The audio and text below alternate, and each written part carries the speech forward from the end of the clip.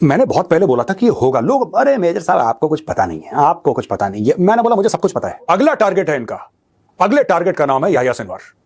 ये मेरा मानना है, मेरा ये अनुमान है कि देखिए जब उनको मौका मिलेगा तो गुड नाइट बोलेंगे, जो पहले मिल जाए। लेकिन एक प्रायोरिटी होती है ना टारगेट की दोस्तों, प्रायोरिटी के हिसाब से याह्या सिनवार की अब बारी है। Israelis are like a heat seeking missile. अगर उन्होंने सोच लिया है आज नहीं, 5 नहीं, 10 साल के बाद, 15 साल के बाद, 20 साल के बाद वो शॉपिंग मॉल के बाथरूम में जाएगा, वहां पे कोई मिलेगा इसको यहूदी जो इसको गुड नाइट बोलेगा। ये उनका इतिहास है यार, थोड़ा सा हिस्ट्री पढ़ लिया करो। सोशल मीडिया पे मुझे ट्रोल करने की कोशिश। अब इस्माइल हानिया जो था वो पहुंचा ईरान, ठीक है। ये लोग घूमते रहते हैं, इनके हर जगह घर हैं, इनके कतर में भी घर हैं, इनके ईरान में भी घर हैं, इनके ऑब्वियसली जाहिर सी बात है पैलेस्टीन में भी घर होंगे इनके।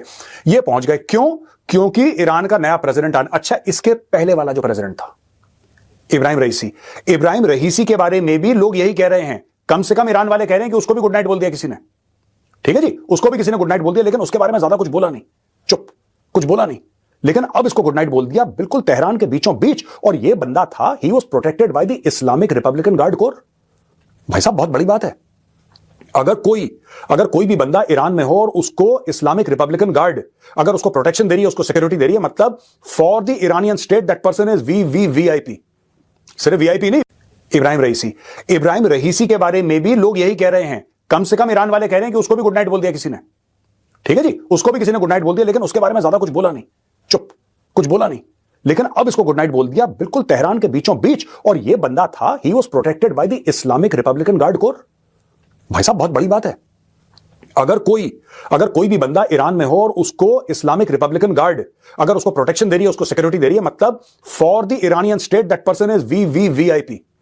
सिर्फ वीआईपी नहीं, वीवीवीआईपी है वो। उनके लिए हेड ऑफ स्टेट का ओहदा रखता है वो आदमी, हेड ऑफ स्टेट का वो औकात रखता है।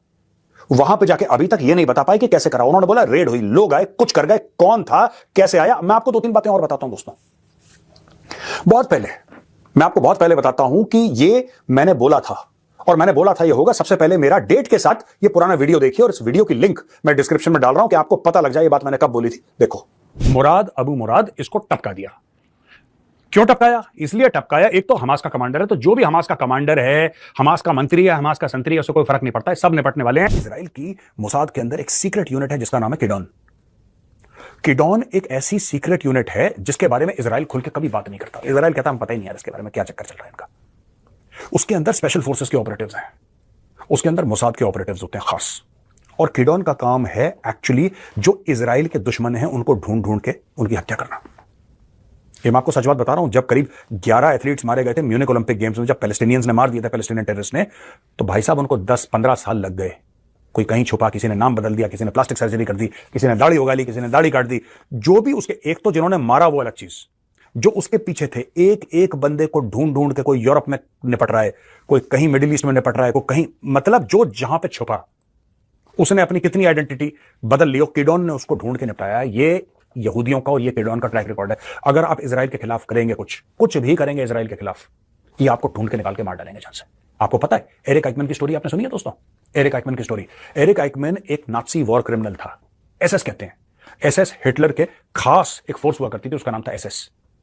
वो एसएस का मेंबर था और उसने कई यहूदियों को मरवाया था, लाखों की तादाद में। जब लड़ाई खत्म हुई तो भाग गया, अर्जेंटीना में छुप गया।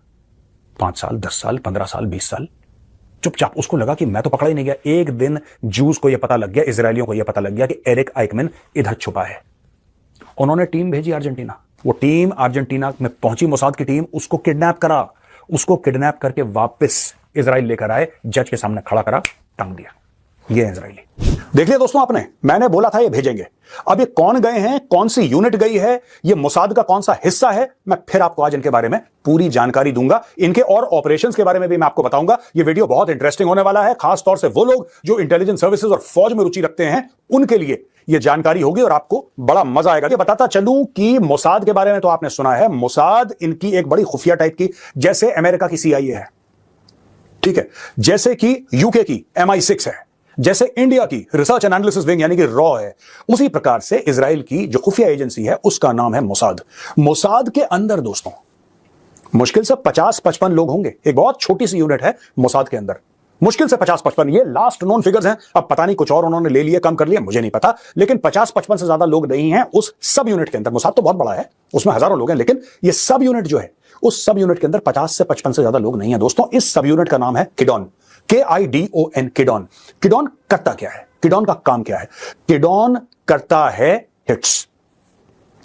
किडॉन का काम ही है, स्पेशल फोर्सेस के ऑपरेटर्स हैं इधर, जो इनके कमांडोज हैं, स्पेशल फोर्सेस वाले लोग हैं, जो हाईली ट्रेंड लोग हैं। दोस्तों, इनको वेपन्स के बारे में जानकारी है, इनको बारूद के बारे में जानकारी है, इनको सिग्नल इंटेलिजेंस के बारे में जानकारी है, इनको ट्रैकिंग, रिकॉनेसेंस के में एक्सपर्ट है, ये हर चीज में, और हाईली हाईली मोटिवेटेड। यही 50-55 लोग, ज्यादा नहीं, ये हैं मेंबर किडॉन के। और किडॉन का काम ही, किडॉन और कुछ नहीं करता, ये चुपचाप बैठे रहते हैं। जब मोसाद का चीफ इनको बोलेगा गो, उसको सरकार से हुक्म मिलता है, ये बोलता है गो, फिर ये दुनिया भर में फैल जाते हैं। दोस्तों, दुनिया भर में फैल जाते हैं। ये होटल में रहेंगे, कोई फ्लैट लेके रहेंगे, और जो इनका टारगेट है उसको फॉलो करते रहेंगे, उसको फॉलो करते रहेंगे दूर से। उसका मोबाइल टैप करा, उसका फोन टैप करा, उसका ईमेल हैक करा, और ये सब खुद ही करते हैं। और जब जब ये ऑपरेशन में होते हैं, ये अपने बेस यानी कि इजराइल से बहुत कम, जब तक जरूरी ना हो ये बातचीत नहीं करते, जब से जरूरी ना हो इनका। ठीक है, अगर जरूरी है तो बात करेंगे, short and sweet, otherwise they don't talk. ये आइसोलेटेड तरीके से काम करते हैं, ये ट्रैक करते रहते हैं जो इजराइल का दुश्मन है, उसको ट्रैक करा करा कई बार। दोस्तों, इन्होंने, आपको पता है, कई सालों तक ट्रैक करा है बंदे को, कई सालों तक। उसके बाद जब ये खोज के निकाल लेते हैं, तब एक दिन अचानक जब सारी फील्डिंग सेट करी, चुपचाप से जाके गुड नाइट। एक इन्होंने ऑपरेशन करा था, जो आपको पता है, म्यूनिक में ओलंपिक गेम्स होते, उसके मैसेकर हुए थे। आई थिंक दर्जन भर या 11 समथिंग इजराइलीज को मार दिया था पैलेस्टीनियंस ने। जब उन्होंने गुड नाइट बोल दिया, तो इन्होंने बोला यहां पे आके कि उनको गुड नाइट बोलो, जो रिस्पॉन्सिबल है। भाई साहब, पूरी दुनिया में लोग फैले हुए थे, हर जगह गए हैं, ढूंढ के। एक आदमी के तो टेलीफोन के अंदर, उसके घर में घुसे, दिमाग देखो इनका, उस आदमी के घर में घुसे जिसको गुड नाइट बोलना था, जो पैलेस्टीनियन था, उसके घर में घुसे।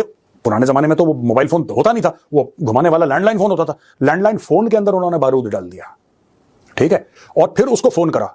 और जैसे ही उसने फोन उठाया, इनको कंफर्म हो गया कि वही बंदा है जिसने, क्योंकि फोन तो फिर कोई भी उठा सकता है घर में, तो आपका टारगेट मिस हो जाए, फिर कोई इनोसेंट खत्म हो जाए, तो इन्होंने यकीन करा कि वही बंदा है। थैंक यू, गुड नाइट, उसी वक्त। तो दोस्तों, ये टीम है जो इजराइल ने भेजी है।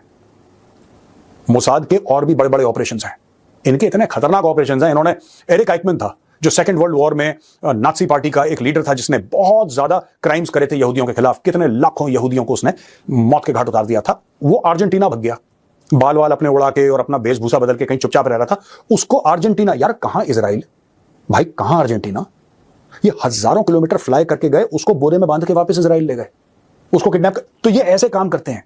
जब इनको पता लगता है कि ये देश का दुश्मन है, तो ये फिर छोड़ते नहीं है। जमीन कम पड़ जाती है, बंदा भागता रहता है, छुपने की कोशिश करता है। भाई, यूरोप के किसी देश में कोई छुपा हुआ है, किसी गांव में, वहां पे जाके ढूंढ, कह रहा कभी तो गलती करेगा यार, ये कभी तो मिस्टेक करेगा, कुछ तो करेगा ये, और जब करेगा तब हम देख लेंगे। तो दोस्तों, ये जो इस्माइल हानिया के साथ हुआ है, यही हुआ है। Yahya Sinwar is probably next, I don't know, but मुझे ऐसा लग रहा है कि ये हर एक बंदे को इंडिविजुअली इन्होंने क्या करा है कि अलग अलग टीम भेजी है, तुम उसको ट्रैक करो, तुम उसको ट्रैक करो, तुम उसको ट्रैक करो, तुम उसको ट्रैक करो, और जिस को जब जब मौका मिल रहा है वो उसको कर रहा है। अच्छा, यहां पे इस्लामिक रिपब्लिकन गार्ड जो ईरान की है, उसने बोला है कि हम इसका बदला लेंगे, ये लेंगे, वो लेंगे। हमास ने बोला हम इसका बदला लेंगे, जो भी ये बदला लेंगे, जो भी लेंगे, और लेंगे भी, मुझे ऐसा लग रहा है, क्योंकि अब मन बना लिया तो बदला तो लेंगे। लेकिन दोस्तों, ये बात तय है, जो इजराइल के साथ भिड़ता है ना, then that person has to pay the ultimate price। दोस्तों, हमास चीफ इस्माइल हानिया की तेहरान में एक हवाई हमले में मौत के बाद उसकी पत्नी और परिवार की भी चर्चा है। हमास प्रमुख हानिया की शादी अमल हानिया से हुई थी और दोनों के 13 बच्चे थे, एक बड़ा परिवार था। लेकिन बीते कुछ महीनों में परिवार के कई सदस्य मारे गए। बीते साल अक्टूबर के बाद से गाजा में एक इजरायली हवाई हमले में इस्माइल के परिवार के कई लोग मारे जा चुके हैं। इजरायली हमले में इस्माइल के 3 बेटों की मौत हो चुकी है। इस्माइल के 5 पोते पोतियों की भी मौत इजरायली हमले में हो चुकी है। बीते महीने 25 जून 2024 को भी इस्माइल परिवार के 10 सदस्य हवाई हमलों में मारे गए थे। इस्माइल हानिया के परिवार को इजराइल ने लगातार निशाना बनाया है। बीते साल अक्टूबर में इस्माइल के परिवार के 14 सदस्य मारे गए थे। इस साल भी 10 अप्रैल को हानिया के 3 बेटे हजम, आमिर और मोहम्मद एक इजरायली हवाई हमले में मारे गए थे। हमले में हानिया के 4 पोते भी मारे गए थे। ये तब हुआ जब इस्माइल की पत्नी अमल बीमार थी और उनका दोहा के अस्पताल में इलाज चल रहा था। लेकिन फिलहाल जिस तरह से इजराइल ने इस्माइल हानिया को मारा है ना, वो भी एक चौंकाने वाली चीज़ है।